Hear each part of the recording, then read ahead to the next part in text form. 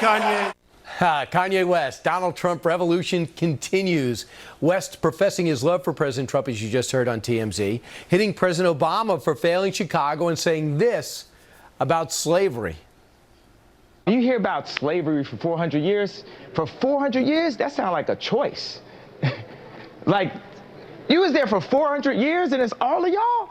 You know, like, it's like we're mentally in prison. I like the word prison because slavery goes too direct to the idea of blacks. So prison is something that unites us as one race, blacks and whites being one race, that we're the human race.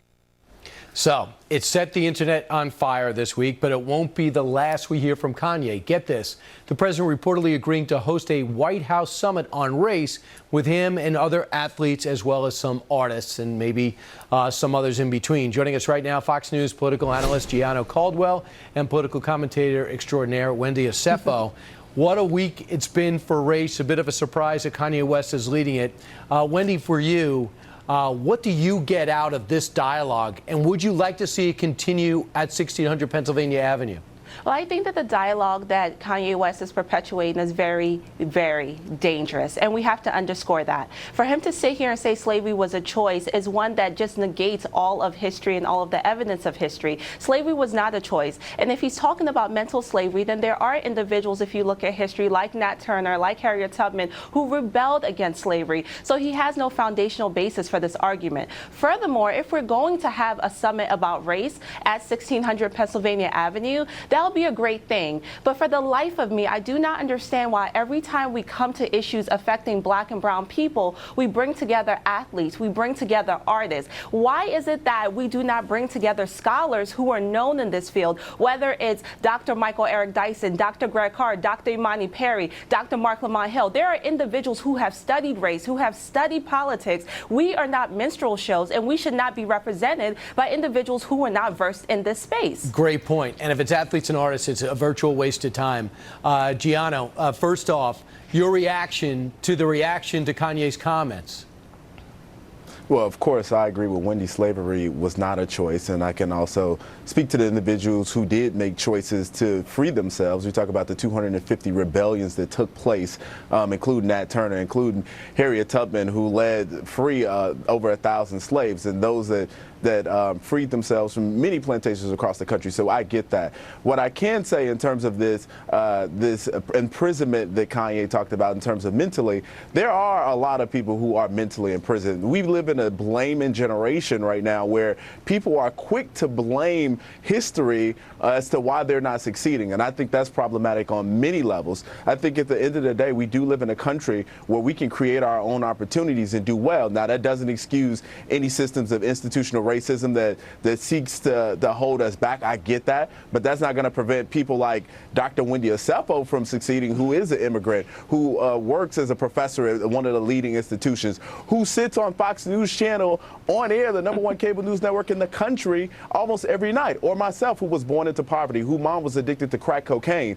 But yet and still, here I am having this conversation with you two very distinguished individuals. So I think at the end of the day that we take this into our own hands. Nothing and no one can stop you but yourself. Wendy, I think Gianno, you put a strong argument using both your backgrounds is, hey, we're not saying the playing field was equal. We're not saying that we're proud of what happened 150 years ago. But having said that, this is the playing field, and let's be successful. Don't use it as an excuse. How can you say that, Wendy, and not be racially insensitive?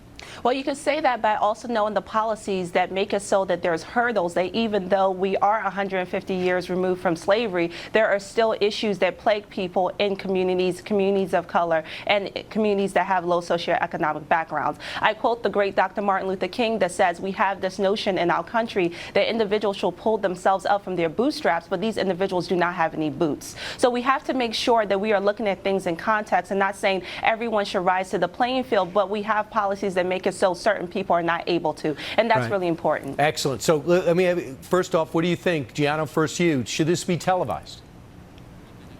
I think it's an element of it should be televised. I reached out to Pastor Darrell Scott. I actually had a conversation with him a couple of days ago talking about the summit and my involvement with it personally. This is something that I've been calling for a very long time. Wendy and I had said on television when we talked about Charlottesville and had that very emotional segment where I called for a summit on race. I think this is something that needed to be done a very long time ago, but now there's voices that are coming to the table. Wendy had a very good point. You need to bring all voices to the table, whether we agree or not, because at this point we spend a lot of time talking past each other versus talking with each other. And although people don't like the president, and some rightfully so, they may not like what he says or does, and we get that, but at this particular point in our country, we really need to have a serious conversation on race and how can we better move together and work together. And I think that's why the Kanye West dynamic is so powerful. Although I may not agree with everything he says, he has at least opened up a conversation where people, especially in the celebrity caliber,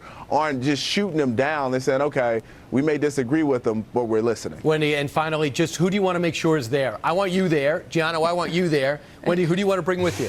I want to make sure, absolutely, myself and Gianno are going to be there. I want to bring Dr. Mark Lamont Hill to the conversation. I want to bring Dr. Greg Hart to the conversation. I want to bring Dr. Michelle Alexander to the conversation. I want to make sure that scholars about race, about policies are at the table. I think that's great, and it's a great idea, as long as everyone says, I will listen, not just talk. Yeah. If people will listen and make it just phase one of a series of conferences and keep politics out of it.